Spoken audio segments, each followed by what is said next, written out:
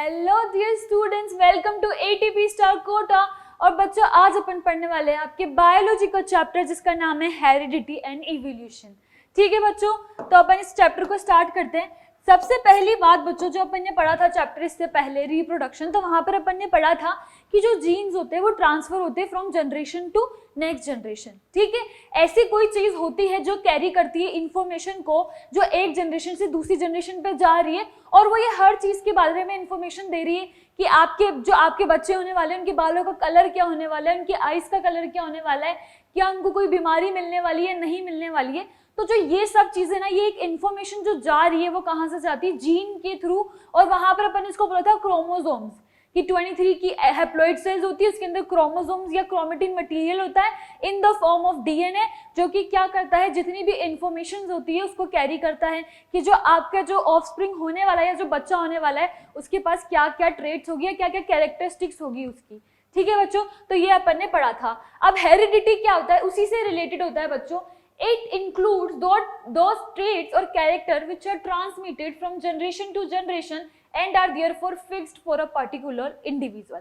मतलब कि जो जनरेशन से जनरेशन में पास ऑन हो रहे हैं ऐसे ट्रेट्स या कैरेक्टरिस्टिक्स। कैसे? जैसे कि आप एग्जांपल ले सकते हो, जैसे कि यहाँ पर कौन है, दादा है और दादी है। ठीक है, उससे बने आपके मम्मी और पापा। ठीक है, मम्मी पापा की फिर दोबारा जब मम्मी पापा से जो बच्चे आए वो आए एक लड़का और लड़की, इनमें जो भी इंफॉर्मेशन है वो पास ऑन हो रही है दादा से, फिर उसके मम्मी में, फिर उसके पेरेंट्स से, किसमें, उसके बच्चों में। तो ये जो इन्फॉर्मेशन जो पास ऑन हो रही है ना, उसको क्या बोलते हो बच्चों, हेरिडिटी बोलते हो। आपने बहुत बार सुना भी होगा कि किसी से कोई पूछते कि तुमको डायबिटीज क्यों हुई, या किसी बीमारी के लिए पूछते कि ये बीमारी कैसे हुई, या फिर तुम पतले क्यों हो, बहुत सारे लोग होते हैं किसी भी रीजन के लिए, तो बहुत सारे लोग बोलते हैं हेरिडिटी है। तो वो हेरिडिटी का मतलब क्या होता है, वो चीज जो उनको किससे मिली है, उनके पेरेंट्स से मिली है, जो उनको इनहेरिटेड हुई है, बचपन से है, बाय बर्थ है। ठीक है, तो उसको बोलते हैं heredity. It includes those traits और characters which are transmitted from generation to generation. अब जेनेटिक्स क्या होता है बच्चों? Genetics is the study of heredity and variation that said to be known as genetics. ठीक है, हेरिडिटी मतलब कौन से, अब ठीक है, यहाँ पर पहले क्या होता था बच्चों, पहले ऐसा होता था कि जितनी भी हेरिडिटरी डिजीज है ना, उनका कोई क्योर नहीं होता था। क्योर मतलब इलाज नहीं होता था। पर आजकल क्या होने लग गया है, जैसे अगर आपको पता है कि कोई डिजीज है वो आपको हेरिडिटी की वजह से है, तो आप थोड़ा जीन में वेरिएशन करके उस डिजीज को चेंज कर सकते हो। तो ये जो चीज हो सकती है वो किसकी वजह से हो सकती है, because of the study of genetics. क्योंकि जेनेटिक्स की स्टडी करिए, फिर उससे जो न्यू वेरिएशंस का पता चला कि किस तरह से किसके चेंज होने पे ये डिजीज आ रही है, और उसको दोबारा चेंज करके आप इस डिजीज को क्योर कर सकते हो। तो इसीलिए जो जेनेटिक्स की स्टडी इसको क्या बोलते हैं, सॉरी स्टडी ऑफ हेरिडिटी, इसको क्या बोलते हैं बच्चों, जेनेटिक्स। ठीक है, अब आता है वेरिएशन। वेरिएशन अपन ने पढ़ा, तो वेरिएशन क्या होता है, तो variation is concerned with the difference between the individual of the same species and also between the offspring of the same parent. Variation क्या है, मतलब कि जैसे वो पेरेंट से क्या आई, किसमें आई, पेरेंट्स से जैसे ही वो ऑफ स्प्रिंग में आई, तो उसमें क्या क्या चीजें हैं जो डिफरेंट हो गई। ठीक है, अब जैसे अगर अपन बात करें तो जैसे एक फादर होता है और एक मदर होती है। ठीक है, अब ऐसा हो सकता है कि फादर की जो बहुत पुरानी कोई फैमिली है, मतलब जो उसके जनरेशन है पहले वाली, दादा मामा या जो भी है, किसी के पास ब्राउन आईज थी। ठीक है, पर फादर और मदर के पास, दोनों के पास ब्लैक आई थी, मगर फिर भी बच्चे के पास ब्राउन आईज आ गई। तो वो किसकी वजह से आई, क्योंकि इसके पास क्या थी, उसकी हेरिडिटी थी, तो उसका वेरिएशन हो गया। तो ये वेरिएशन क्या होता है, किसी भी जीन में चेंज हो जाना, वो क्या है, उसका वेरिएशन हो जाना। जैसे कोई जीन है उसमें कोई चेंजेस आ गए तो वो वेरिएट हो गया, और वही चीज ऑफस्प्रिंग में पास हो गई, तो वो उसके पेरेंट्स से जो उसमें डिफरेंट है उसको क्या बोलते हैं बच्चों, वेरिएशन। वेरिएशन का मतलब होता है ऐसे जीन जो पेरेंट्स से जब वो किसमें गए, ऑफस्प्रिंग में गए, तो वो वेरिएट हो गए या चेंज हो गए, तो उसको बोलते हैं वेरिएशन। ठीक है, वेरिएशन जो होते हैं वो भी दो तरह के होते हैं, एक होते हैं सोमेटिक और एक होता है जर्मिनल। ठीक है, तो जो सोमेटिक वेरिएशन है वो कौन से है, somatic variation affect the somatic cells of an organism. जो सोमेटिक, इसके नेम से पता चल रहा है कि कौन सा सेल को अफेक्ट करेगी, सोमेटिक को। और सोमेटिक सेल्स कौन सी होती है बच्चों, जो किसी पेरेंट से मदर ऑफस्प्रिंग में, जो किसी पेरेंट से ऑफस्प्रिंग में नहीं जा सकती, उसको बोलते हैं somatic cells. It is neither inherited from parent not transmitted to the next generation. ऐसे अच्छा बहुत सारे ऐसे फीचर्स अपन ने देख लिए, जैसे कि कर्ली हेयर होना, या आईज का जो कलर होता है, या फिर अगर किसी पेरेंट को डायबिटीज है तो बच्चों को भी हो जाता है। इस तरह की चीज़ें जो थी वो सारी इनहेरिट हो रही थी, मतलब कि एक जनरेशन से दूसरी जनरेशन में जा रही थी। पर ऐसी कुछ चीज़ें हैं ना जो एक जनरेशन से दूसरी जनरेशन में नहीं जाती है, जो इंसान की खुद की होती है, जो वो अपने लाइफ टाइम पे एक्वायर करता है। तो जो वो वाली जो वेरिएशंस होते हैं उसको बोलते हैं सोमेटिक वेरिएशन, मतलब कि जो उसको इनहेरिट नहीं हुई है और उसको वो जो खुद के इंडिविजुअल के लाइफ टाइम में कभी ना कभी मिली है, तो उसको बोलते हैं सोमेटिक वेरिएशन। और सोमेटिक वेरिएशन को ही अपन क्या बोलते हैं बच्चों? एक्वायर्ड वेरिएशन, मतलब कि उसने अपने पूरे लाइफ टाइम पे जो चीज़ एक्वायर्ड करी है। जैसे अगर आपकी कलर ब्लाइंडनेस है, डायबिटीज है, ये सब आ सकती है, मगर ऐसा हुआ कि आपको क्या हुआ बच्चों, कोई और कुछ नई बीमारी हो गई किसी भी डिफेक्ट की वजह से, ठीक है। तो जैसे आपके कैल्शियम का लॉस, कुछ भी कैल्शियम की बॉडी में कमी और कैल्शियम की वजह से कोई आपकी डिजीज हो गई, तो वो आपको इनहेरिट नहीं हुई है, वो आपकी जो कुछ भी डेफिशिएंसी थी उसकी वजह से हुई है। तो उसको क्या बोलेंगे कि वो सोमेटिक वेरिएशन है। किस तरह का वेरिएशन हुआ? क्योंकि वो आपके पेरेंट्स से नहीं आया, वो आपने खुद ने एक्वायर करा है, तो उसको क्या बोलेंगे? सोमेटिक और एक्वायर्ड वेरिएशन। क्या बोलते हैं उसको? सोमेटिक और एक्वायर्ड। एक्वायर्ड का मतलब है जो आपने खुद ने एक्वायर करी है, ठीक है। उसके बाद आपका आता है जर्मिनल वेरिएशन। तो जर्मिनल वेरिएशन वो वाली वेरिएशन है that affect the germ cell.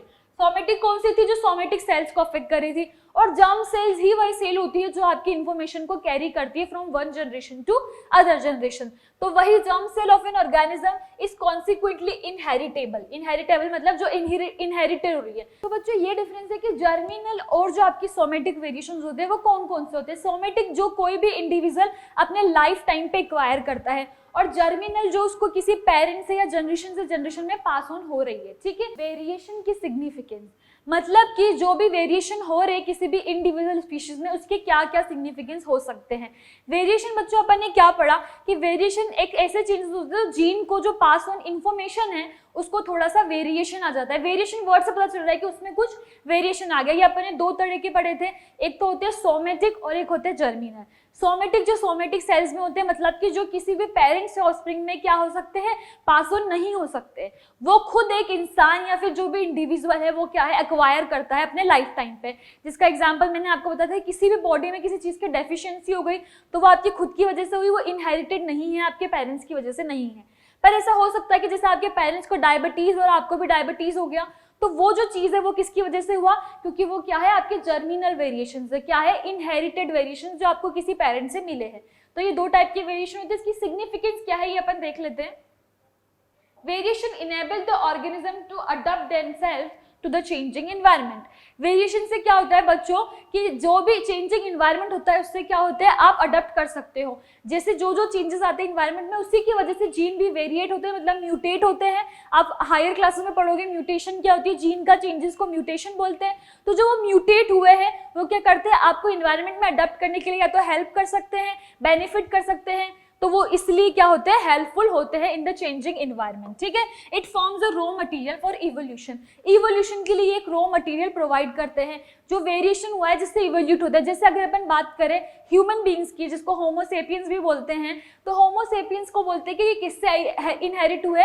Monkeys वगैरह से, ठीक है। तो जिस जिस चीज की जरूरत थी वहां से वो इवोल्यूट हो गई। जैसे कि मंकीज में पहले वो छोटे हाइट के थे, तो मंकीज में क्या होता था बच्चों? पूंछ होती थी, जो भी आपकी टेल होती है वगैरह, फिर वो सब हटती गई। तो वो सब क्या है? एक इवोल्यूशन का पार्ट है, ठीक है।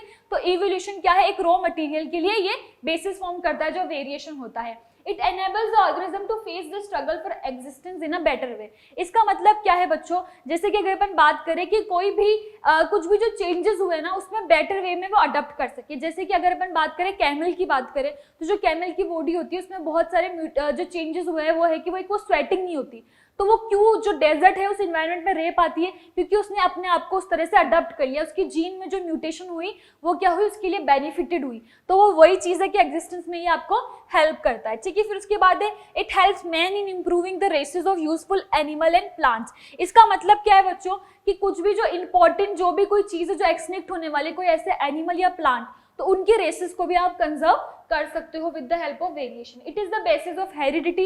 हेरिडिटी के लिए एक बेसिस का बिल्कुल बेसिस है, मतलब कि क्या करती है बच्चों, हेरिडिटी जो होती है किसी इंफॉर्मेशन का पास ऑन होना, वो उसके लिए क्या है, ये एक बेसिस की तरह काम करती है। नेक्स्ट आपका it also leads to the existence of the new trait. बहुत बार ऐसा होता है कि वेरिएशन होकर कोई न्यू ट्रेट आ जाता है और वो भी आपको क्या करता है, हेल्प कर सकता है। जो अब जो अपन ने पढ़ा है उसको एक बार अपन रिवाइज कर लेते हैं, ठीक है। तो सबसे पहले अपन ने क्या पढ़ा है, अपन ने पढ़ा कि इनहेरिटेंस क्या होता है, ठीक है। तो अपन ने पढ़ा कि इनहेरिटेंस या इनहेरिडिटी क्या होता है कि किसी भी इंफॉर्मेशन का एक पेरेंट से दूसरे ऑफस्प्रिंग में उसके पास होना, ठीक है। किसी पेरेंट से उसके ऑफस्प्रिंग में जो इन्फॉर्मेशन जो भी पास ऑन हो रही है वो इनहेरिडिटी होती है, ठीक है। फिर अपन ने पढ़ा कि वेरिएशन क्या होता है। तो वेरिएशन अपन ने पढ़ा कि किसी भी जीन का चेंज आना या उसमें क्या हो, कुछ भी चेंज आना, मतलब जो भी चीज ऐसी है जो क्या है, जैसे एक इन्फॉर्मेशन है जो आपके पेरेंट्स से किसी भी ऑफस्प्रिंग में जा रही है और वो चेंज हो गई है, तो उसका वेरिएशन जो हो रहा है उसमें, उसको बोलते हैं वेरिएशन। तो ये वेरिएशन अपन ने दो तरह के पढ़े, एक तो था सोमेटिक और एक था जर्मिनल।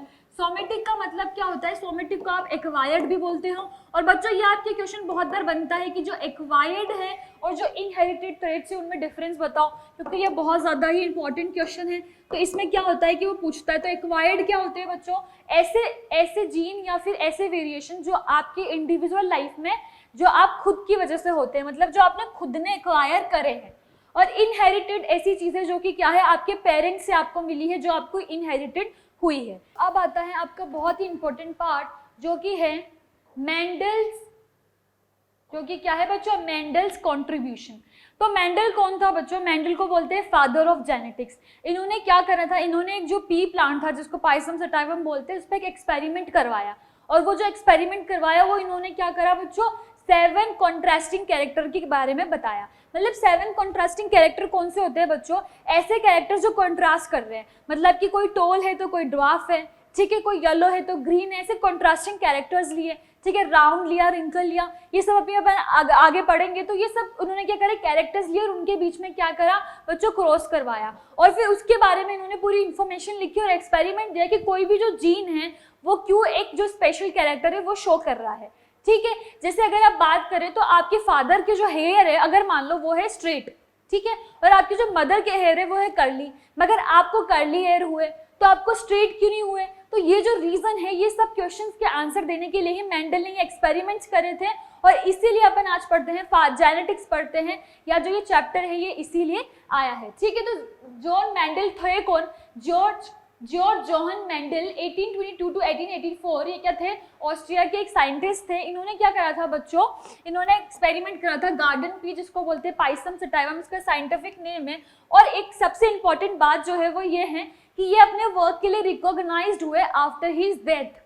मतलब क्या हुआ बच्चों, इनका जो वर्क था ये जब इन्होंने पब्लिश किया तब किसी ने एक्सेप्ट नहीं किया, सबने रिजेक्ट कर दिया। फिर क्या हुआ, आफ्टर ए टाइम कुछ 2 साइंटिस्ट ने दोबारा री इन्वेंट करा इनके वर्क को, और फिर इनको रिकॉग्निशन मिली। मतलब जो इनको रिकॉग्निशन मिली वो आफ्टर डेथ मिली। तब तक इन्होंने क्या करा था, जो भी इनकी स्टडीज थी वो सब फेल हो चुकी थी, जब भी ये जिंदा थे तब तक के लिए। तो जो 2 साइंटिस्ट है जिन्होंने दोबारा इनको करा वो थे कार्ल कॉरेंस और एरिक वॉन। इन दोनों ने क्या करा था बच्चों, इनका दोबारा रीडिस्कवर्ड किया था जो भी इनका वर्क था उसको, ठीक है।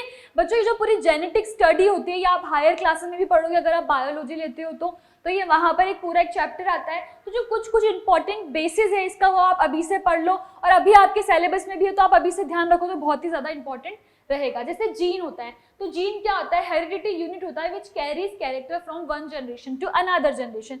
ऐसी एक यूनिट जो कि क्या है, इंफॉर्मेशन को कैरी कर रही है, ठीक है। जैसे मैंने आपको बताया था कि क्रोमोसोम्स जो होते हैं, प्रीवियस चैप्टर में जब मैंने पढ़ा था कि जो क्रोमोसोम होते हैं उसके अंदर डीएनए होते हैं और वो क्या करते हैं, इंफॉर्मेशन को कैरी कर रहे हैं, तो उसको क्या बोलते हैं बच्चों, जीन बोलते हैं। क्या बोलते हैं, जीन। फिर आता है आपका अलील। अलील क्या होता है, जैसे मान लो अगर मैं पाइसम सटाइवम का टोलनेस बता दूं, तो टोलनेस का मैंने अलील बता दिया टी, मतलब किसी जीन को मैं जिस चीज से रिप्रेजेंट कर रही हूँ उसको क्या बोलूंगी, अलील, ठीक है।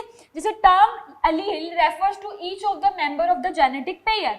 जैसे अगर मैं बता रही हूँ कोई टोलनेस का, जो टोलनेस किसी प्लांट की होगी तो वो टी जीन की वजह से हो रही है, तो अगर मैं किसी एक उसका रिप्रेजेंटेटिव बताऊँ तो वो क्या होगा, टी, टोलनेस फॉर टी। और ड्राफ्टनेस के लिए मैं बता रही हूँ स्मॉल टी। तो ये सब क्या है, इसके अलील है कि टोलनेस के लिए टी है और ड्राफ्टनेस के लिए स्मॉल टी है, ठीक है। फिर आता है होमोजाइगस ट्रेट। होमोजाइगस ट्रेट का मतलब है बच्चों, जैसे ये टोलनेस के लिए टी है, मतलब कि जो इनकी ट्रेट है, जो इनके एलील है वो सेम है। कैपिटल टी टॉलनेस को बता रहे हैं, ठीक है, तो वो क्या है, इसका एक होमोजाइगस ट्रेट है। और हेटेरोजाइगस क्या होगा, अगर कैपिटल टी और स्मॉल टी है तो वो हेटेरोजाइगस होगा, ठीक है। होमोजाइगस मतलब जो एलील है वो सेम है, और एलील अगर डिफरेंट है, स्मॉल टी है और कैपिटल टी है, तो फिर वो क्या होगा, हेटेरोजाइगस होगा, ठीक है बच्चों। ये आपका आ गया। फिर आ गया डोमिनेंट ट्रेट और रिसेसिव ट्रेट। अच्छा, डोमिनेंट ट्रेट क्या होते हैं, dominant trait which appears in the F one generation is called dominant trait. और डोमिनेंट ट्रेट ऐसे ट्रेट होते हैं बच्चों जो कि क्या है, रिसेसिव के होने के बावजूद भी अपना डोमिनेंस शो करते हैं। इसका मतलब क्या है बच्चों, जैसे अगर मैं बात करूँ तो आपके पेरेंट होते हैं, ठीक है, तो उनमें से एक डोमिनेंट होता है, एक रिसेसिव होता है, ठीक है।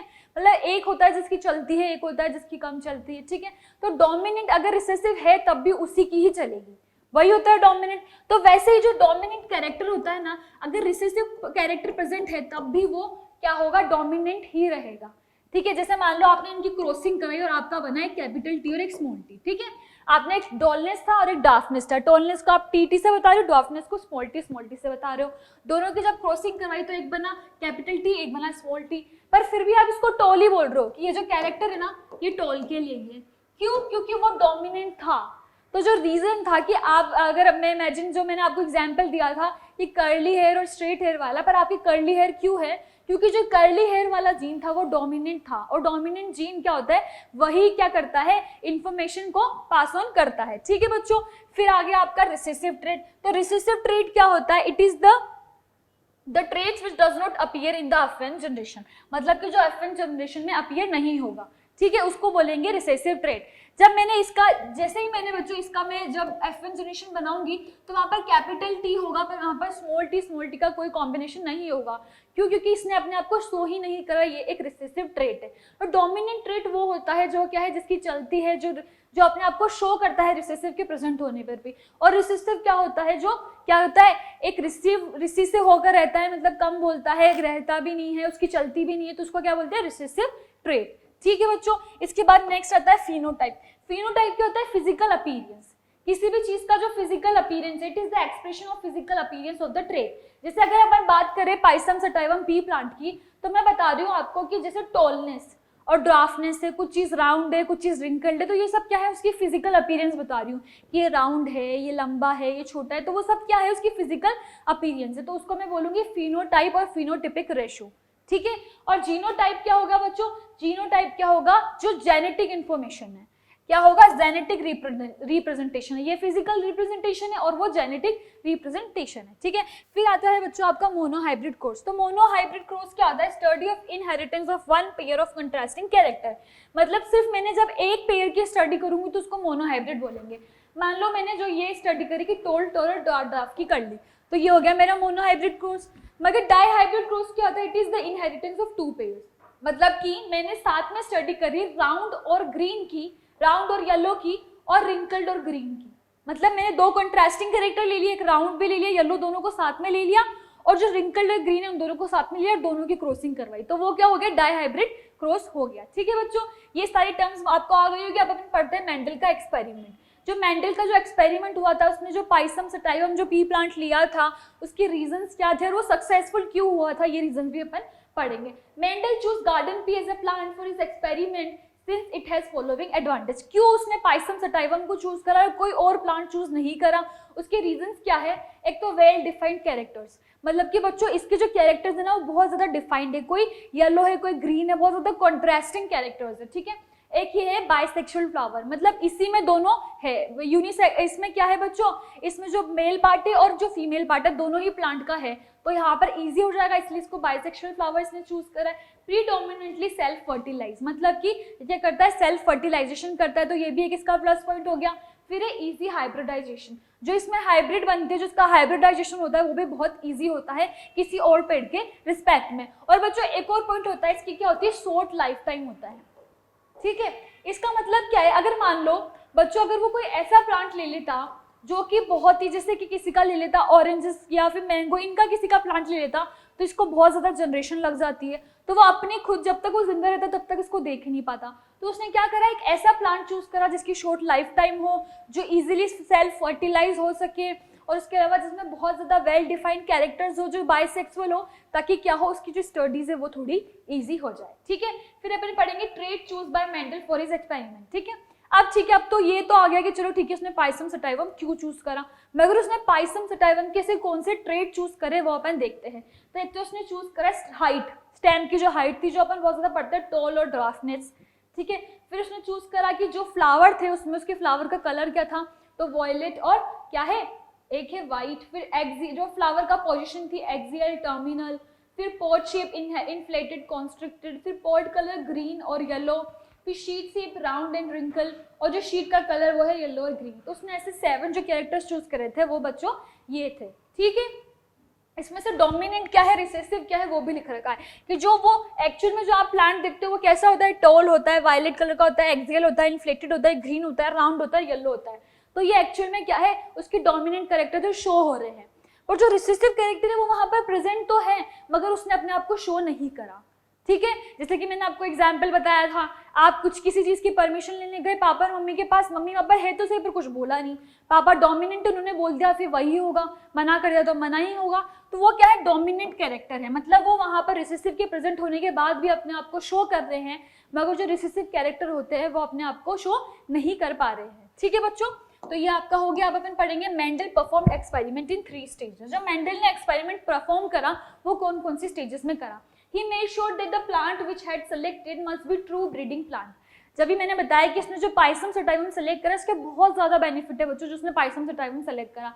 एक तो वो क्या है, ट्रू ब्रीडिंग प्लांट है, मतलब क्या है बच्चों, वो खुद सेल्फ फर्टिलाइज होता है, उसके पास बाइसेक्सुअल है तो वो खुद फर्टिलाइज हो सकता है, तो वो एक क्या है, ट्रू ब्रीडिंग, क्योंकि उसमें रेस जो है पूरी प्योर रहेगी। ठीक है, फिर he perform the process of cross pollination by alternate forms of the traits. उसी के ट्रेट्स के ऑल्टरनेट फॉर्म के साथ में उसने क्रॉस पॉलिनेशन करवाया। ठीक है, जो उसी के डिफरेंट ट्रेट्स थे उसी के साथ में उसने क्रॉस पॉलिनेशन करा दिया। He allowed the hybrid of self-pollinated up to 5 generation। उसने कहाँ तक क्रॉस करवाया, जैसे एक क्रॉस हो गया, जैसे सबसे पहले उसने टॉल और ड्राफ्टनेस के लिए मान लो करवाया। ठीक है, तो ये हो गई उसकी F1 जनरेशन। ठीक है, फिर उसने उनका भी क्रॉस कराया, फिर हो गई F2, फिर उसने उसका भी कराया F3, तो उसने F1, F2, F3, 5, F4, तो उसने बहुत सारी जनरेशन तक क्या करे, उसकी क्या करवाए बच्चों, एक्सपेरिमेंट या क्रॉस करवाए। और ये क्यों पॉसिबल हुआ, क्योंकि उसका जो लाइफ टाइम था वो बहुत शॉर्ट था, तो बार बार क्या है उसको उसकी जनरेशन को देख पा रहा था। ठीक है बच्चों, अब अपन जो अपना मोस्ट इंपॉर्टेंट पार्ट है वो है मोनोहाइब्रिड क्रॉस क्या होता है, और वही अपन पढ़ने वाले हैं। ठीक है बच्चों, when the F1 generation was obtained it was found that the resultant generation would express only one of the trait not the other. जैसे ही जब उन्होंने दो ट्रेट्स के बीच में क्रॉस कराया, फॉर एग्जाम्पल उन्होंने ली टॉलनेस और उन्होंने लिया डार्कनेस। ठीक है, ये इनके पेरेंट है, पेरेंट के दो कैरेक्टर थे। ठीक है, एक था टॉल था, एक ड्वार्फ था। ठीक है, बहुत सिंपल सी चीज है, ऐसा कुछ भी नहीं है। ठीक है, अब इन्होंने जैसे इसका क्रॉस करवाया तो कौन सी जनरेशन आएगी, F1 जनरेशन आएगी। तो जैसे ही क्रॉस करवाया तो वहां पर सिर्फ क्या है, टॉलनेस ही शो हुई, मतलब कि F1 जनरेशन पे क्या है, सिर्फ एक ही कैरेक्टर शो हुआ, तो उसको बोलते हैं मोनोहाइब्रिड क्रॉस। जब आप सिर्फ एक कैरेक्टरिस्टिक की स्टडी कर रहे हो, जैसे टॉलनेस और डार्कनेस की। ठीक है, फिर आता है the F2 generation is obtained by self pollination. फिर जब उसने इनको जब दोबारा क्या करवाया, दोबारा जब F1 जनरेशन का ये क्रॉस करवाया तब जो मिला वो क्या थी, आपकी F2 जनरेशन। उसमें द डोमिनेंट और recessive trait obtained were in the ratio of 3:1। जो डोमिनेंट और रिसेसिव ट्रेट मिले वो किसके रेशियो में मिले, 3:1 मिले। मतलब कि जो 75% जो उसके ऑफस्प्रिंग हैं वो डोमिनेंट है और 25% है वो क्या है, रिसेसिव है। मान लो कि कोई पेरेंट है, ठीक है, उसके क्या है, 3 बच्चे हैं। ठीक है, ये 2 पेरेंट है बच्चों। ठीक है, इनके 3 बच्चे हुए। ठीक है, इसमें से जो 2 बच्चे हैं ना, अगर अपन बात करें आई का कलर, तो दोनों के एक का कलर था ब्लैक, एक का कलर था ब्राउन। ठीक है, तो जो 2 है उनके आई का कलर ब्राउन आया और एक का कलर ब्लैक आया, तो यहाँ पर डोमिनेंट ट्रेट क्या होगा। ठीक है, तो क्या डोमिनेंट ट्रेट हो जाएगा, ब्राउन, क्योंकि ब्राउन क्या है, वहां पर 75% जनरेशन शो कर रही है और जो 25% जनरेशन है वो क्या कर रही है, ब्लैक आई कलर शो कर रही है। The Mendel further found that the phenotype ratio of the 3:1 dominant recessive form of the trait was actually a genotypic ratio of 1:2:1। अब अभी अपन इसको क्रॉस से पढ़ते हैं, ऐसा आपको ज्यादा समझ में आएगा, ऐसे आपको थोड़ा। ठीक है, तो अब अपन पढ़ते हैं मोनोहाइब्रिड क्रॉस। तो मोनोहाइब्रिड क्रॉस क्या है, मतलब कि सिर्फ एक कैरेक्टरिस्टिक के ऊपर क्रॉस हो रहा है, जैसे कि टॉलनेस के ऊपर और डार्कनेस के ऊपर। तो ये एक ही कैरेक्टरिस्टिक से अगर मैं 2 कैरेक्टर साथ में ले लूँ, जैसे मैं ले लूँ कि टॉल और राउंड, तो वो 2 कैरेक्टरिस्टिक साथ में। पर मोनोहाइब्रिड क्रॉस में क्या होता है, जो सिर्फ 1 कैरेक्टरिस्टिक का ही क्रॉस करवाते हैं। तो यहाँ पर इसने क्या लिया, इसके जो अलील थे TT वो ले लिए। ठीक है, फिर डार्कनेस के जो अलील है वो है TT, स्मॉल टी वो ले लिए। दोनों को क्या करा, पहले टी टी टी टी लिख दिया, फिर उसके करा, इसके बाद में इसका क्रॉस करवाया। तो ये अपन अभी नेक्स्ट में पढ़ते हैं कैसे करवाते हैं, ठीक है। ये इसके दो पेरेंट हैं, एक तो है कैपिटल टी टी, एक है small T T. Capital T T का मतलब क्या है, टॉलनेस, और स्मॉल टी टी का मतलब क्या है बच्चों, ड्वार्फनेस, ठीक है। ये हो गया। अब क्या करा आपने, इसने क्या करा बच्चों, इन दोनों के बीच में क्रॉस करवाया, ठीक है। इसके बीच में कैसे क्रॉस करवाया, इस कैपिटल टी ने स्मॉल टी के साथ में क्रॉस करा, तो इसने बनाया टी और टी, ठीक है। फिर इसी कैपिटल टी ने दूसरे वाले स्मॉल के साथ क्रॉस करा, तो इसने बनाया टी और टी, ठीक है बच्चों। इसके बाद क्या है, इसके बाद इस वाली टी ने इस वाली टी के साथ क्रॉस करवाया, इसने बनाया टी और टी। फिर इस वाली टी ने भी इसके साथ क्रॉस करवाया और बनाया टी और टी। बच्चों ये सब चारों चीजें सेम ही हैं, मैंने आपको अलग इसलिए बताई ताकि आपको कॉन्सेप्ट समझ में आए कि क्रॉसिंग कैसे करवाते हैं। कैसे करवाते हैं, पहले इसकी इसके साथ, फिर इसकी इसके साथ। पर इस सब का मतलब ये सारे जो आपके ये जो भी आपके रील आए हैं, कैपिटल टी स्मॉल टी, ये सब किसके लिए है बच्चों, टॉलनेस के लिए, ठीक है। तो ये आपके F1 जनरेशन हो गई। और F1 जनरेशन में क्या करा बच्चों, इन सब ने क्या करा, टॉलनेस शो करी। मतलब कि ये क्या कैरेक्टर है, टॉलनेस, इसका डोमिनेंट कैरेक्टर है, ठीक है। यहाँ पर आ गया। अब इसके बाद क्या होता है बच्चों, F1 के बाद जो वो दोबारा F2 जनरेशन करवाता है, उसमें क्या करवाता है कि उसने करा जो भी F1 जनरेशन में अपन को मिला है उसको ही उसने क्या करा, वापस सेल्फ क्या करवा दिया, क्रॉस करवा दिया। जो भी F1 जनरेशन का डाटा है उसको दोबारा सेल्फ क्रॉस करवा लिया, ठीक है। तो जैसे उसने सेल्फ क्रॉस करवाया तब क्या मिला, तो चलो इसको भी देख लेते हैं। इसके बाद इसने क्या करा, जो भी इसकी F1 जनरेशन आई, जैसे ये F1 जनरेशन है, ठीक है। यहाँ पर ये क्या थे, इसके पेरेंट थे, यहाँ पर F1 जनरेशन आई। तो F1 जनरेशन में क्या करा, इसने दो F1 जनरेशन ले ली, जैसे दोनों सेम ही है, वैसे तो सारी सेम ही आई है, टी टी, ठीक है। तो इन दोनों के बीच में दोबारा उसने क्रॉस करवा दिया। मैं यहाँ पर करवा देती हूँ, ये टी और ये टी है, ठीक है। इन दोनों के बीच में उसने क्या करा बच्चों, अगेन क्रॉसिंग करवा दी, ठीक है। मतलब F1 जनरेशन की भी उसने दोबारा क्रॉसिंग करवा दी। तो जब उसने F1 जनरेशन को क्रॉस करवाया तो इस कैपिटल टी ने इस कैपिटल टी के साथ करा, तो ये आ गया टी टी। फिर इस कैपिटल टी ने स्मॉल टी के साथ कराया, तो ये आ गया T T, capital T small T. फिर स्मॉल टी ने कैपिटल टी के साथ करा, तो आ गया कैपिटल टी स्मॉल टी। फिर स्मॉल टी ने जब स्मॉल टी के साथ करा, तो आ गया टी टी, ठीक है। तो जब F2 जनरेशन अपने पास आई तो वहां पर रेशो क्या आया, टॉलनेस का भी आया, ठीक है। फिर ये जो हाइब्रिड है, हाइब्रिड मतलब क्या होता है बच्चों, ये जो हाइब्रिड यहाँ पर आई है सिचुएशन, हाइब्रिड का मतलब क्या होता है, दो ट्रेटों से मिलकर जो उनका हाइब्रिड मिला है, तो अलग अलग ट्रेट से मिलकर जो उनका क्या मिला है, हाइब्रिड मिला है। जैसे टॉलनेस और डार्कनेस से मिला तो टॉलनेस ही है, पर ये जो दोनों है ये क्या है, डिफरेंट अलील है, तो इसको क्या बोलेंगे, हाइब्रिड, ये जो अपन को मिला है, ठीक है। हाँ तो बच्चों जैसे जब उसने F1 जनरेशन की सेल्फ क्रॉसिंग करवाई तो इसको क्या रेशो मिला, capital T capital T capital T small T capital T small T और स्मॉल टी, ठीक है। तो ये रेशो कैसे मिला उसको, यहाँ पर मिला टॉलनेस के लिए, ठीक है। फिर ये दोनों भी टॉलनेस के लिए होता है, अपन ने ऑलरेडी देख लिया, तो ये भी टॉलनेस के लिए। और जिसको एक रेशो मिला वो किसके लिए मिला, ड्वार्फनेस के लिए मिला। तो अपन ने यही तो पढ़ा था बच्चों कि F1 जनरेशन में उसको एक डोमिनेंट ट्रेट मिला, ठीक है। फिर जब उसने F1 जनरेशन की क्रॉसिंग करवाई तो 75% जो मिलता है वो डोमिनेंट ट्रेट मिलता है, 25% जो मिलता है वो रिसेसिव ट्रेट मिलता है। तो यही आपका क्या है बच्चों, मोनोहाइब्रिड क्रॉस है, ठीक है। जो बच्चों क्रॉस, ये मैंने आपको बहुत इजी सा कॉन्सेप्ट समझा दिया है। बहुत सारे महान बच्चे ऐसे भी होंगे जो इसको भी रट के जाते हैं, बच्चों इसमें रटने की कोई जरूरत नहीं है, सिर्फ इसका क्रॉस इसके साथ, फिर इसका क्रॉस इसके साथ, फिर इसका इसके साथ, ऐसे करके बिल्कुल आपको इजी तरीके से समझना है। एक का पहले दोनों के साथ, फिर इसका दोनों के साथ, और सेम आपको F1 जनरेशन का क्रॉस कराओगे तब भी करना है। तो बस आपको यही सिंपल सा मेथड फॉलो करना है, ये करना है। अब जो सबसे जो इंपॉर्टेंट बात है जो बच्चे करना भूल जाते हैं, उसके मार्क्स बहुत ज्यादा कटते हैं बच्चों, वो है फिनोटाइपिक रेशो और जीनोटाइपिक रेशो लिखना, ठीक है। ये बात बच्चों आप बिल्कुल मत भूलना, जब भी आप कोई क्रॉस आपको क्रॉसिंग के लिए आ जाए तो फिनोटाइपिक और जीनोटाइपिक रेशो लिखना है, ठीक है। तो फिनोटाइपिक मैंने क्या बताया था बच्चों, फिनोटाइप का मतलब होता है फिजिकल अपीयरेंस। तो फिजिकल अपीयरेंस तो या तो वो टॉल होगा या डाफ होगा, हाइब्रिड से उसका कोई लेना देना नहीं है, ठीक है। तो फिनोटाइपिक रेशो किसके बीच में होगा, सिर्फ दो के बीच में होगा, ठीक है। तो वो क्या होगा बच्चों, या तो टॉल होगा या ड्वार्फ के बीच में होगा, ठीक है। तो अपन को पता है कि टॉलनेस के अपन को कितने मिल रहे हैं, 3 मिल रहे हैं, और ड्वार्फ का 1 ही मिल रहा है, तो रेशो क्या हो जाएगा, 3:1। क्या रेशो हो जाएगा बच्चों, 3:1। फिर आता है जीनोटाइपिक रेशो, और जीनोटाइपिक रेशो क्या होगा, जीनोटाइपिक रेशो जो F1, जीनोटाइपिक मतलब कौन कौन सा जीन किस किस को रिप्रेजेंट कर रहा है।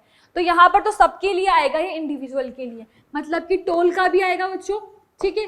फिर जो इन दोनों की जो इनका जो हाइब्रिड है, मतलब टॉलनेस और जो डार्कनेस से मिला है, जो डोमिनेंट ही है, और उसके बाद में जो ड्वार्फ का है वो भी आएगा। ठीक है, तो इसका रेशो क्या आ रहा है 1:2:1। ठीक है, कि क्या है, हाइब्रिड के 2 मिल रहे हैं, टॉलनेस का 1 मिल रहा है, डार्कनेस का 1 मिल रहा है, तो इसका रेशो क्या आ गया 1:2:1। तो बच्चों ये जो चीज़ है आपके, ये बहुत ज़्यादा इंपॉर्टेंट है, फिनोटिपिक और जीनोटिपिक रेशो निकालना, क्योंकि वो बहुत बार आपको क्रॉस देकर भी डायरेक्ट पूछ लेता है कि फिनोटिपिक और जीनोटिपिक रेशो निकालो।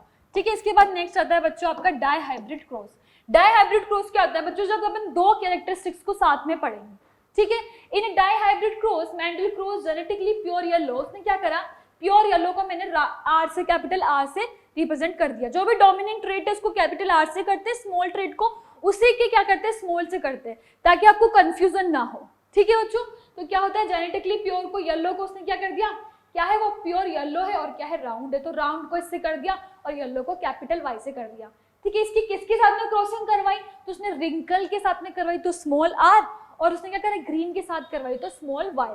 ठीक है, तो इसका मतलब क्या है, round and yellow, capital Y और कैपिटल आर का मतलब है राउंड एंड येलो, और स्मॉल आर और स्मॉल वाई का मतलब है रिंकल्ड एंड ग्रीन, क्योंकि ये क्या है, 2 कॉन्ट्रास्टिंग कैरेक्टर्स हैं। ठीक है बच्चों, इन दोनों के बीच में इसने क्रॉसिंग करवाया, तो क्रॉसिंग करवाने के बाद उसको क्या होगा, all the plants of F1 generation are all yellow and round seed वे। मैंने आपको बताया कि F1 जनरेशन हमेशा डोमिनेंट ट्रेट शो करता है, तो वैसे ही उसने येलो और राउंड सीडेड ही सारे शो करे, क्योंकि यही डोमिनेंट है। उसके बाद जब उसने F2 जनरेशन की दोबारा करवाई, तब क्या हुआ, येलो राउंडेड भी मिले, येलो रिंकल्ड भी मिले, ग्रीन राउंड भी मिले और ग्रीन रिंकल्ड भी मिले। मतलब उसको क्या हो बच्चा, 4 टाइप के उसको रेशोज मिले। कौन से मिले बच्चों, उसको F2 जनरेशन को दोबारा, F1 जनरेशन को दोबारा करवाने के बाद जो F2 जनरेशन आती है उसमें उसको 4 टाइप के क्या मिले, रेशोज मिले। कैसे मिले, चलो अपन करके देख लेते हैं। इस सबसे पहले उसने क्या लिया बच्चों, राउंड येलो लिया, और क्या लिया, रिंकल्ड, और इसको स्मॉल वाई है तो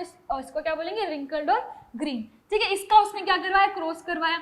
मैं डायरेक्ट लिख रही हूँ, जो अपन क्रॉस करवाने के बाद जो अपन को मिला है वो क्या मिला है, एक तो मिलेगा राउंड, और आप जो दोनों ट्रेट उसको साथ में लिखोगे, राउंड और फिर रिंकल्ड यहीं पर, और फिर क्या है, येलो और ग्रीन यहीं पर, तो ये उसको क्या मिला बच्चों, इसका रेशो मिला। ठीक है, राउंड और क्या है, राउंड और येलो का, क्योंकि ये डोमिनेंट ट्रेट है, तो F1 जनरेशन में तो डोमिनेंट ट्रेट ही शो होती है, तो वही शो हुई है राउंड और येलो। ठीक है, फिर क्या करा बच्चों, इसने जो F2 जनरेशन करवाई, तो जब भी अपन डाईहाइब्रिड क्रॉसिंग करवाते हैं, तो वो जो अपने पहले वाला मेथड करा था कि इसको इससे क्रॉस करवाने वाला, वो बच्चों बहुत कॉम्प्लिकेट हो जाएगा, क्योंकि यहाँ पर 2 होंगे।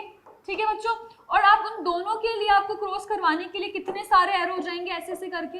तो इससे बचने के लिए और इस पूरे कंफ्यूजन से बचने के लिए अपन एक चीज यूज करते हैं, उसको बोलते हैं, क्या बोलते हैं, पुनेट स्क्वायर। क्या बोलते हैं बच्चों, पुनेट स्क्वायर।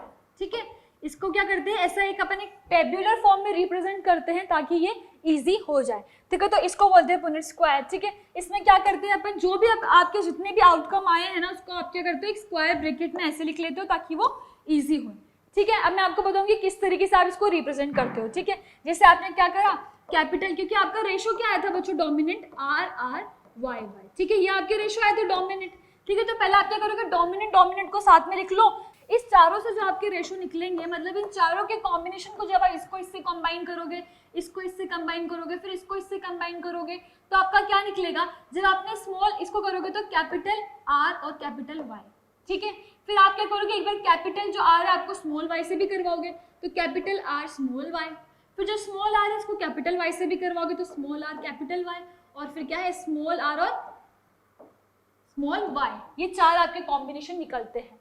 जो आपने अभी क्रॉसिंग करवाई थी वैसे अपनी एग्जैक्ट क्रॉसिंग करवाई, जी आपका था, निकला आर आर, क्या निकला है बच्चों, आपका कैपिटल आर आर को अपन साथ में लिखेंगे, जो 2 ट्रेट्स उनको अपन ने साथ में लिख लिया, जो राउंड और रिंकल थी और जो क्या थी, येलो और ग्रीन थी। जब मैं इनकी क्रॉसिंग करवा रही हूँ तो मैंने एक बार कैपिटल इसके साथ करवा ली, तो ये आ गया आर वाई, फिर मैं इसकी दोबारा इसके साथ करवाऊंगी तो क्या आ गया, ये आ गया, फिर स्मॉल जो आर है उसकी कैपिटल के साथ करवाऊंगी तो ये आ गया। ठीक है, फिर जब स्मॉल आ रहा है उसकी स्मॉल के साथ कराऊंगी तो ये आ गया। ठीक है, तो इसी को बोलते हैं, ये जो चारों निकले इसी को मैंने क्या करा बच्चों, मेरे पुनेट स्क्वायर में रख लिया और मैं उससे आउटकम निकाल दूंगी। ठीक है, यहीं पर मैंने 4 ब्लॉक बनाए और उन चारों जो भी मेरी आउटकम आई थी, ठीक है, उन चारों आउटकम को मैंने क्या करा बच्चों, यहीं पर लिख लिया। ठीक है, और इन चारों आउटकम को जब मैं पूरा रिप्रेजेंट कर दूंगी तो ये कुछ ऐसे दिखेंगे। ये चारों इधर और एज इट इज ये चारों इधर, फिर इन दोनों से मिलके बनाऊंगी, मतलब कैपिटल आर और कैपिटल आर और कैपिटल आर से मिलके क्या बनेगा, कैपिटल आर और कैपिटल आर। फिर दोबारा इसकी इसके साथ कराऊंगी, फिर लिख दूंगी, फिर इसकी इसके साथ कराऊंगी, फिर लिख दूंगी, फिर इसकी इसके साथ कराऊंगी, ऐसे कर दूंगी। तो इस तरह से क्या है, एक इजी रिप्रेजेंटेशन आ जाएगा। और इसके बाद जो आपका रेशो निकलता है बच्चों, ये जो पूरी कैलकुलेशन आप कर लेते हो इस स्क्वायर में, तो आप जो इसके बाद जो उसका रेशो निकलता है फिनोटिपिक रेशो, वो क्या निकलता है 9:3:3:1। क्या निकलता है 9:3:3:1। इसका मतलब क्या है, जो 9 है आपकी वो क्या है, पूरी की पूरी क्या है, राउंड और येलो, मतलब कि क्या है RRYY। जो ये वाला है ना राउंड और येलो, ये पूरा क्या है 9 है, ठीक है। फिर उसके बाद आता है आपके जो स्मॉल r और स्मॉल y वाली जो है वो क्या है 3 और 3 है। फिर जो स्मॉल r और स्मॉल y वाली है वो क्या है ओनली 1 है। तो इस तरह से जो ये आपका पूरा रेशो है ये निकल जाता है। तो बच्चों इसके बाद अपन पढ़ते हैं लॉज ऑफ मेंडल। तो मेंडल्स के लॉ क्या होते हैं, मतलब कि मेंडल ने जो ये पूरा एक्सपेरिमेंट करवाया, जो गार्डन की प्लांट पे करवाया, 7 कॉन्ट्रास्टिंग कैरेक्टर्स लिए, मोनोहाइब्रिड डायहाइब्रिड, ये जो सब पूरा क्रॉस करवाया, उससे क्या करा, उसने जो कुछ स्टेटमेंट दिए, जो कुछ लॉज दिए, उनको अपन पढ़ते हैं। सबसे पहला लॉ है the principle of paired factor, ठीक है। इसको क्या बोलते हैं, each character in individual is governed bye 2 factors called a gene. जो भी आपका कोई भी फैक्टर है उसको क्या होगा, 2 फैक्टर। जैसे मैंने आपको बताया कि टॉलनेस के लिए TT होता है, कैपिटल T है, तो ये एक जीन है, ठीक है। पर अगर मैं सिर्फ एक T की बात करूं तो वो क्या है, एक एलील है ना। तो इसका मतलब क्या है, एक कैरेक्टर को रिप्रेजेंट करने के लिए आपको किसकी जरूरत है बच्चों, 2 फैक्टर्स की जरूरत है, ठीक है। जैसे मैंने TT इसको रिप्रेजेंट किया, ठीक है। फिर है the alternative form of gene is called allele. फिर इसकी जो ऑल्टरनेटिव फॉर्म होगी उसको क्या बोलेंगे, अलील। और बता ही दिया मैंने आपको, if an individual consist of a similar type of allele they are homozygous, and अगर वो क्या करेंगे, डिफरेंट टाइप ऑफ अलील, मतलब अगर TT है तो homozygous, capital T small t है तो हेटेरोजाइगस। अब आते हैं आपके लॉ, जो स्पेशल जो लॉ है, जो इसकी इंपॉर्टेंट पार्ट है, और जो ये लॉ है ये बहुत ही ज्यादा पूछा जाता है बच्चों, द प्रिंसिपल ऑफ डोमिनेंस और the law of dominance. Law of dominance क्या होता है, when 2 homozygous individual with 1 or more sets of contrasting characters are crossed, the characters that appear in the F1 hybrid are dominant characters always, ठीक है। और those which do not appear are called recessive characters, ठीक है।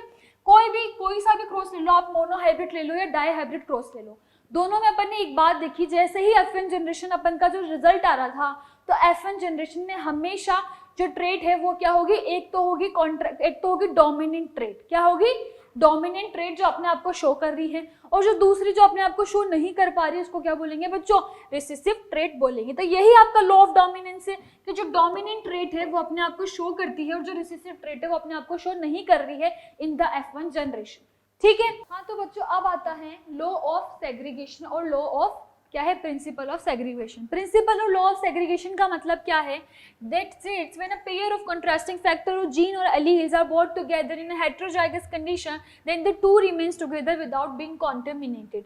But when, ठीक है, इसका मतलब क्या है बच्चों, जैसे जब अपन ने F1 जनरेशन देखी तो अपने क्या आया, एक कैपिटल T और स्मॉल t आया, ठीक है। फिर भी जो आपका डोमिनेंट ट्रेट है जो कि है कैपिटल T, वो अपनी कैरेक्टरिस्टिक्स को शो कर रहा है, मतलब वो क्या है, इस स्मॉल t से कॉन्टेमिनेट नहीं हो रहा है, और जो उसको शो करना था जो कि उसकी डोमिनेंट कैरेक्टर है वो है टॉलनेस, वो उसको शो कर रहा है, जबकि वो किसके साथ प्रेजेंट है, भले वो रिसेसिव के साथ प्रेजेंट है, क्योंकि अपन को F1 में क्या मिला था, TT मिला था, एक हाइब्रिड क्या मिला था, रिजल्ट हाइब्रिड मिला था, मगर ये शो क्या कर रहा था, टॉलनेस शो कर रहा था। मतलब कि डोमिनेंट क्या है, वो सेग्रीगेट होने के बाद भी जो अपना जो उसका कैरेक्टर है उससे क्या है, कॉन्टेमिनेट नहीं होता है दूसरे के कैरेक्टर से, मतलब वो खुद के जो उसकी जो एक चीज है वो पास ऑन हो जाती है। जैसे आपने दोनों का जब क्या करवाया, क्रॉस करवाया, तो जो एक इन्फॉर्मेशन है वही पास होगी, या तो वो टॉल रहेगा या ड्वार्फ रहेगा, वो कोई मिडिल या हाइब्रिड नहीं बन सकता है। भले आपको वो क्रॉस में TT दिख रहा है, मगर उसकी जो कैरेक्टरिस्टिक्स है वो कम नहीं हुई है। जो टॉल है वो टॉल ही शो करेगा, अगर ड्वार्फ आया है तो ड्वार्फ ही शो करेगा, टॉल और ड्वार्फ का मिक्स होकर कुछ बीच में कोई मिडिल हाइट शो नहीं करेगा। तो इसका मतलब क्या है, जो कैरेक्टर्स है सिंगल, वो क्या है, भले कंबाइंड स्टेट में, पर वो क्या है बच्चों, एक दूसरे को कॉन्टेमिनेट नहीं करते हैं, और जो डोमिनेंट कैरेक्टर है वो अपना जो उसका जो भी इफेक्ट है वो उसको हेटेरोजाइगस कंडीशन में भी शो करता है। इसके बाद जो लॉ आता है वो है the principle of independent assortment, और इंडिपेंडेंट क्या है, the law of independent assortment. इसका मतलब क्या है बच्चों कि the characters is studied simultaneously and the factors or gene for each pair of character are sort out independently. मतलब जैसे आपने पढ़ा कि आपने क्या पढ़ा, राउंड और येलो थे, ठीक है, एक तो थे राउंड और येलो और एक था रिंकल्ड और ग्रीन, ठीक है। तो ऐसा तो नहीं हुआ ना कि इन दोनों ने कैपिटल, इसने बोला कि यार मैं कैपिटल भेज रहा हूँ तो तू भी कैपिटल भेज, यहाँ पर इसने तो ऐसे तो नहीं बोला कि मैं कैपिटल भेज रहा हूँ तो तू भी कैपिटल भेज। मतलब दोनों ने जो अपनी अपनी असॉर्टमेंट है उनको इंडिपेंडेंटली करा है, भले वो साइड में कंबाइन है। मतलब जैसे ही अपन ने जब डायहाइब्रिड क्रॉस करवाया तो अपन ने दो कैरेक्टर साथ में पढ़े कि एक तो है राउंड और येलो और एक है रिंकल्ड और ग्रीन, ठीक है। तो ऐसा तो नहीं हुआ ना कि राउंड ने बोला कि मैं भी कैपिटल भेज रहा हूँ तो येलो वाला तू भी कैपिटल भेज। ये क्या है, इन दोनों ने जो अपनी असॉर्टमेंट है वो इंडिपेंडेंटली करी, भले ही अपन ने इनको साथ में स्टडीड करा है। मतलब कि क्या है, जो भी दो कैरेक्टर्स होते हैं वो अपने आप को इंडिपेंडेंटली असॉर्ट करते हैं। तो यही इसका मतलब है कि भले आप उनको क्रॉस करा रहे हो पर जो ईच पेयर है जीन का वो क्या है, अपने आप को इंडिपेंडेंटली असॉर्ट करता है, ठीक है। इसके बाद बच्चों नेक्स्ट आता है आपका जीन। जीन में आपको पढ़ाई चुकी हूँ कि जीन क्या होता है। Gene was introduced by Johannsen for Mendelian character. Gene determines the physical as well as the physiological characteristic, physical और फिजियोलॉजिकल कैरेक्टरिस्टिक्स, ठीक है। कि मतलब कि आपके कर्ली हेयर है तो क्यों है, आपके आइज का कलर क्या है, तो ये कोई भी आपसे कब पूछे ना कोई भी आप रीजन, तो आप बता देना कि इसका रीजन है क्योंकि ये जो चीज़ है ये हमको मदर और फादर से इनहेरिटेड होते हैं, तो ये उसी की वजह से जो मेरा कलर है वो इसीलिए ऐसा है। They are transmitted from parent to their offspring generation after generation, ठीक है बच्चों। ये आपका जीन वाला पार्ट मैं आपको ऑलरेडी पढ़ा चुकी हूँ, ठीक है। नेक्स्ट अपन पढ़ते हैं सेक्स डिटर्मिनेशन, ठीक है बच्चों। इससे आपके बहुत सारे जो कॉन्सेप्चुअल क्वेश्चन होते हैं ना वो बहुत सारे आ जाते हैं, ठीक है। Chromosomes are of the two types, ठीक है। ऑटोसोम, जैसे अपन ने अभी पढ़ा था कि वेरिएशन टू टाइप्स के थे, वैसे जो आपके जो क्रोमोसोम्स होते हैं ना बच्चों, क्रोमोसोम्स क्या होता है, क्रोमोसोम के अंदर क्या होता है आपका क्रोमेटिन मटेरियल होता है जो कि क्या होता है डीएनए, किसकी फॉर्म में होता है बच्चों, जो आपकी इंफॉर्मेशन कैरी होती है ना वो डीएनए के फॉर्म में होती है। डीएनए क्या होता है, डीऑक्सीराइबोन्यूक्लिक एसिड। इसके अंदर जो भी आपकी इंफॉर्मेशन है वो क्या है, एक जनरेशन से दूसरे जनरेशन में पास होगी। तो ये जो आपके क्रोमोसोम्स है ना बच्चों ये होते हैं टू टाइप के, ठीक है। कौन कौन से होते हैं, एक तो होते हैं ऑटोसोम, कौन से होते हैं बच्चों, एक तो होते हैं ऑटोसोम और एक कौन से होते हैं, एक होते हैं सेक्स, एक होते हैं ऑटोसोम, एक तो होते हैं ऑटोसोमल क्रोमोसोम और एक होते हैं सेक्स क्रोमोसोम, ठीक है। तो ऑटोसोमल क्रोमोसोम वो क्रोमोसोम होंगे बच्चों जो ये इंफॉर्मेशन कैरी नहीं करेंगे कि जो आपके चाइल्ड है उसका सेक्स क्या होगा, कि वो फीमेल होगा या मेल होगा, ये चीज वो क्या करेंगे कैरी, ये इन्फॉर्मेशन उनके पास नहीं होती। उनके पास अदर इन्फॉर्मेशन होती है कि आई का कलर क्या होगा, कोई डिजीज इनहेरिटेड हो रही है या नहीं हो रही है, हाइट क्या होगी, ये सारे कैरेक्टर्स उनके पास होते हैं, ठीक है। ऑटोसोमल जो होते हैं वो कितने होते हैं, 22 होते हैं। आपके पास टोटल क्रोमोसोम होते हैं 23, ठीक है। 23 में से जो 22 होते हैं वो होते हैं ऑटोसोम, और जो आपका एक होता है 1 वो क्या होता है, सेक्स क्रोमोसोम होता है। और वो 1 क्या होता है बच्चों, एक्सेस होता है किसमें, फीमेल्स में, और मेल्स में क्या होता है, एक्स वाई, मेल्स में क्या होता है एक्स वाई। मतलब जो आपका जैसे कोई मदर है और कोई फादर है उनसे मिलके कोई चाइल्ड बना है, तो जो इन्फॉर्मेशन है कि जो भी जो कैरेक्टरिस्टिक्स है कि कोई भी जो बॉय होगा या गर्ल होगा वो किसके पास होती है बच्चों, मेल के पास होती है। नॉर्मली ऐसा बोलते हैं, मतलब पहले ज़माने में होता था, अब तो नहीं होता है, कि ना फीमेल्स को ब्लेम किया जाता है कि जैसे पहले ज़माने में बहुत ज़्यादा होता था कि चाइल्ड का जो क्या बोलते हैं सेक्स डिटर्मिनेशन कराया जाता था कि लड़की चाहिए लड़की चाहिए, तो उसके लिए क्या करते थे, मदर को क्या करते थे बच्चों, क्या करते थे, जितना भी जो इफेक्ट होता था वो मदर को करते थे, ब्लेम भी सारा उसका होता था। बट एक्चुअल में जो ब्लेम होता है वो क्या है, साइंस से अगर आप देखो तो मेल का होता है, क्योंकि मेल के पास ही वो क्रोमोसोम होता है जो क्या करता है, बॉय और गर्ल के लिए रिस्पॉन्सिबल होता है, ठीक है। इसके बाद आता है X6 और XY type. The type of sex determination first observed, किसने फर्स्ट ऑब्जर्व किया था, बाय विल्सन एंड स्टीवेंस, ठीक है। ये 2 टाइप का होता है बच्चों, ठीक है, XY and XX and XY। इसका मतलब क्या है, 44 प्लस एक्सिस और 44 प्लस एक्सिस वाई, मतलब कि क्या है, यहाँ से इसके पास 23, जिसमें से 23 में से 22 ऑटोसोम है, जो एक है वो है इसका सेक्स हार्मोन जो कि है X, ठीक है। और यहाँ पर जो मदर से आया वो कौन सा है, फादर से आया वो कौन सा है, 23 प्लस एक्स, ठीक है। वहां से भी कौन सा आया है, अब मैं आपको एक बार और बता देती हूँ। यहाँ पर जो आपके बच्चों स्पर्म होते हैं ना, स्पर्म कैरी करते हैं एक्स और वाई। जो आपका ओवम होता है जो फीमेल के पास होता है उसके पास दोनों एक्सेस होते हैं, ठीक है। स्पर्म के पास कौन से क्रोमोसोम होंगे, एक्स और वाई होंगे, जो कि क्या डिपेंड करेंगे कि आपकी क्या है, मेल होगा या फिर फीमेल होगी, जो भी आपके चाइल्ड होगा वो, ठीक है। उसके अलावा जो ओवम है उसके पास सिर्फ फीमेल वाले क्या होते हैं, जीन होते हैं। जैसे जब इसके साथ क्रॉस करेगा तो गर्ल बन जाएगी, जब ये इसके साथ क्रॉस करेगा तो बॉय बन जाएगा, ठीक है। बॉय मतलब एक्स और वाई, और गर्ल मतलब एक्सिस, ठीक है, गर्ल मतलब एक्सिस, बॉय मतलब एक्स और वाई, ठीक है। तो बॉय बनने की जो इंफॉर्मेशन है और जो क्रोमोसोम है वो किसके पास है, मेल के पास है या फिर फादर के पास होता है, ठीक है। तो यही आपका बता रखा है बच्चों। 44 प्लस एक्सेस का मतलब है 22 प्लस एक्सेस जो मदर से आए हैं, ठीक है, और बाकी के जो 22 प्लस एक्स है वो फादर से आए हैं, ठीक है। यहाँ पर 44 प्लस एक्स वाई का मतलब है 22 प्लस एक्स है जो मदर से आए हैं, और जो 22 प्लस वाई है वो किससे आया है बच्चों, फादर से आया है। फिर उसी से मिलकर पता चला है कि मेल बना है, फीमेल बना है, फीमेल बना है, मेल बना है, जो मैंने आपको बताया गर्ल है, बॉय है। फिर ये दोबारा इससे करेगा तो बॉय बनेगा, ठीक है, ठीक है बच्चों। फिर ये जो दोबारा जब इससे करेगा तो क्या बनेगी, एक गर्ल बनेगी, ठीक है बच्चों। तो इस तरह से आता है आपका एक्सिस से बनती है गर्ल, ठीक है। यहाँ पर आप लिख लो एक्सिस से क्या बनता है आपका, गर्ल बनती है, और एक्स वाई से क्या होता है बच्चों, बॉय, ठीक है। तो यही होता है आपका जो पूरा सेक्स डिटर्मिनेशन होता है किसी भी ह्यूमन में, वो इसी के बेसिस पे होता है, ठीक है। X Y female and axis male, ठीक है बच्चों। इसके बाद आ जाते हैं आपके जो क्वेश्चंस है वो। सबसे पहला क्वेश्चन है, when A red flower homozygous P plant is crossed with a white flower plant what colour is produced. मान लो आपने राउंड क्या लिया है, आपने रेड कलर का फ्लावर लिया है, और जो आपका जो उसका जो रिसेसिव ट्रेट है वो क्या है, व्हाइट, मतलब कि इसका स्मॉल आर होगा, ठीक है। तो इसमें से ये पूछ रहा है कि कौन सा F1 जनरेशन पे होगा, और अभी अपन ने पढ़ा है लॉ ऑफ क्या पढ़ा है, डोमिनेंस, के F1 जनरेशन हमेशा डोमिनेंट कैरेक्टरिस्टिक शो करती है, और डोमिनेंट जो जीन होगा वो रेड ही होगा, तो इसका आंसर क्या जाएगा बच्चों, रेड। तो बच्चों जो मेंडल ने आपका लॉ दिया था, ठीक है, कौन सा, प्योरिटी ऑफ गैमेट, जिसमें क्या था कि जो अलग अलग अलील है वो अपना अपना क्या है, अलग अलग रखेंगे, प्योरिटी रखेंगे, मतलब कि दूसरा जो है वो दूसरे से कॉन्टेमिनेट नहीं होगा। जैसे अपन ने पढ़ा कि टॉलनेस और ड्वार्फनेस, तो जो टॉलनेस कैरेक्टर है वो भले इसके साथ कंबाइन हो रही है F1 जनरेशन में, मगर ये कभी भी उससे अफेक्ट नहीं हो रही है। जो उसको शो करना है एक ही कैरेक्टरिस्टिक पास हो रही है ऑफस्प्रिंग में, या तो टॉलनेस या ड्वार्फनेस, ठीक है बच्चों। तो वो जो प्योरिटी ऑफ गैमेट है वो किससे आता है, मोनोहाइब्रिड क्रॉस से उसने करा था। अ क्रॉस बिटवीन ए, ठीक है, उसने क्या करा, AABB, ठीक है, और किसके बीच में क्रॉस कराया बच्चों, AABB। अभी मैंने आपको क्रॉस कराना सिखाया तो आप क्रॉस करोगे, तो बच्चों आपका जो इसका जो कौन सा रेशो पूछा है, जीनोटिपिक रेशो, और जीनोटिपिक रेशो क्या होगा बच्चों आपका 1:1 होता है। अपन ने पढ़ा था किसी भी कैपिटल और किसी भी स्मॉल में जो जीनोटिपिक रेशो होता है वो क्या होता है, 1 और 1 होता है, ठीक है। फिर आपका फोर्थ क्वेश्चन है, ना monohybrid cross what is the ratio of the homozygous dominant and homozygous recessive individual in F2 generation. जो अपन मोनोहाइब्रिड क्रॉस करवाया था अपन ने टॉलनेस और ड्वार्फनेस वाला, उसमें ये पूछ रहा है कि इसमें कौन सा रेशो पूछ रहा है, डोमिनेंट और रिसेसिव के बीच में क्या रेशो आया था, ठीक है, F2 कौन सी जनरेशन में, F2 जनरेशन में। तो अपन ने देखा था कि F1 जनरेशन में वो तो आया था अपना 1:3, F2 जनरेशन में आया था आपका 1:2:1, पर ये पूछ रहा है सिर्फ डोमिनेंट और रिसेसिव के बीच में, हाइब्रिड वाले के बारे में पूछ नहीं रहा है। तो इसका आंसर क्या हो जाएगा 1:1, क्योंकि जो आपका डोमिनेंट होता है ये रिसेसिव होता है, जो 2 आता है वो किसके लिए आता है, हाइब्रिड के लिए होता है, ठीक है बच्चों। ये आगे आपका हो गया। नेक्स्ट क्वेश्चन है, back cross is a cross between.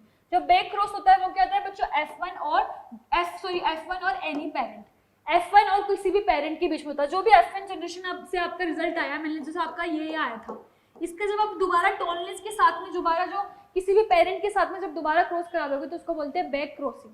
जो आपने ऊपर करा इसके साथ में होगा बैक क्रॉस, तो ठीक है बच्चों। फिर आपका Mendel conducted his hybridization experiment on, जो उसने पूरा वो जो करा था बच्चों एक्सपेरिमेंट, वो किस पे करा था, चिक पी पे करा था, गार्डन पी पे करा था, पिजन पी पे करा था, या वाइल्ड पी पे किया था। तो मैंने आपको अच्छे से बताया था कि उसको बोलते हैं गार्डन पी प्लांट और पाइसा सटाइवन, ठीक है। Which one carries extra nuclear genetic material. तो बच्चों ये आप पढ़ोगे इसे कि जो आपका एक्स्ट्रा न्यूक्लियर जेनेटिक मटेरियल होता है वो किसमें होता है, प्लास्टिड में होता है। किसमें होता है बच्चों, प्लास्टिड्स में, ठीक है। The ratio of phenotype in F2 generation of a dihybrid cross. जब अपने डाइहाइब्रिड क्रॉस कराया था तब डाइहाइब्रिड क्रॉस में कभी भी जीनोटिपिक रेशो नहीं निकलता है, वहां पर सिर्फ फिनोटिपिक रेशो निकलता है। और वो अपन ने बताया था कितना था, 9:3:3:1। 9 था प्योर के लिए, जो प्योर जो शो हो रहे थे, मतलब कि राउंड और येलो, ठीक है। फिर जो 3 था ये हाइब्रिड के लिए था, और 1 था किसके लिए, जो आपके रिंकल्ड और ग्रीन थे। तो इसका आंसर क्या हो जाएगा 9:3:3:1। फिर ये branch of the biology which deals with the heredity and variation. मैंने आपको अच्छे से बताया था कि वो ब्रांच जो हेरिडिटी इवोल्यूशन के साथ में डील करती है उसको बोलते हैं जेनेटिक्स, ठीक है। फिर the factor which represent the contrasting pairs of characters are called. ऐसे कैरेक्टर जो दो कॉन्ट्रास्टिंग पेयर ऑफ कैरेक्टर्स को बताता है वो कौन होता है बच्चों, अलील। कंट्रास्टिंग मतलब कि जैसे टॉलनेस है और क्या है, ये डॉर्फनेस है, तो टी टॉलनेस के लिए है टी, स्मॉल टी किसके लिए, डार्कनेस के लिए, तो ये इसके डिफरेंट अलील है। ठीक है बच्चों, इसके बाद आता है आपका how do Mendel's experiment show that the traits may be dominant और रिसेसिव। कोई ट्रेट डोमिनेंट और रिसेसिव कब होगी, ये कैसे बताया था उसने, तो उसने लॉ ऑफ डोमिनेंस ये था, एक जो ट्रेट है जो अपने आप को शो कर रही है, जो अपने आप को रिसेसिव के प्रेजेंट होने के बाद भी शो कर रही है, उसको बोलेंगे डोमिनेंट। ठीक है, और जो रिसेसिव है जो अपने आप को शो नहीं कर रही है उसको बोलेंगे रिसेसिव। ठीक है, फिर why Mendel selected pea plant, ये मैंने आपको उसके रीजंस बता दिए थे कि उसके क्या होती है, एक तो उसकी शॉर्ट लाइफ, एक तो उसका शॉर्ट लाइफ टाइम होता है। ठीक है, इसके अलावा क्या होती है, वो बहुत ज़्यादा सेल्फ जो उसकी सेल्फ फर्टिलाइजेशन कर लेती हैं। इसके अलावा क्या होता है बच्चों, उसके पास 7 कंट्रास्टिंग कैरेक्टर्स होते हैं। तो ये जो जितने भी मैंने पॉइंट्स बताए थे वो सारे आपके इसमें आ जाएंगे। उसके बाद लॉ ऑफ सेग्रीगेशन मैं आपको बता चुकी हूँ। ठीक है, फिर ये पूछ रहा है how it was established that genes are located on chromosome. तो ये कैसे पता चला आपको, जीन मैपिंग से पता चला, जो भी पूरी जेनेटिक की स्टडी होती है उससे। फिर द इंपॉर्टेंस ऑफ वेरिएशन अपन ने स्टार्टिंग में ही पढ़ ली थी। उसके बाद लॉ ऑफ डोमिनेंस जो भी मैं आपको बता चुकी हूँ। इसके बाद जो बच्चों ये आपका चैप्टर ये फिनिश हो जाता है। जैसा कि आपको पता है कि जो आपका हेरिडिटी और इवोल्यूशन पार्ट है, उसमें से जो आपका इवोल्यूशन पार्ट है वो बच्चों आ नहीं रहा है, तो वो अपन पढ़ेंगे भी नहीं, क्योंकि आपका जो टाइम है वो बहुत कम बचा है और आपको बहुत ही ज़्यादा जो आप स्मार्ट स्टडी है वो करनी है। तो बहुत ज़्यादा जो स्पेसिफिक है और जो इंपॉर्टेंट है वही पढ़ना है। इस चैप्टर को अगर मैं आपको समराइज करना चाहूँ तो इसमें क्या क्या है, जो मेन टॉपिक है वो क्या है बच्चों।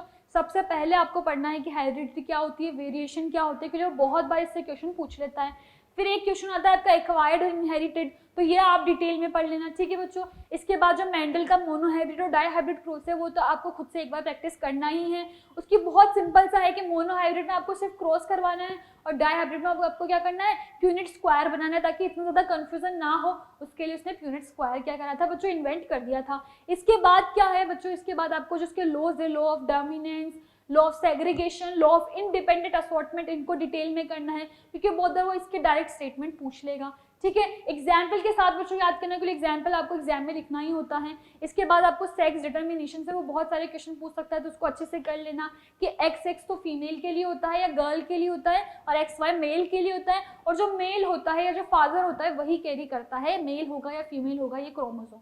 ठीक है बच्चों, thank you so much and I hope this video will help you out in scoring your 95+ score. Thank you.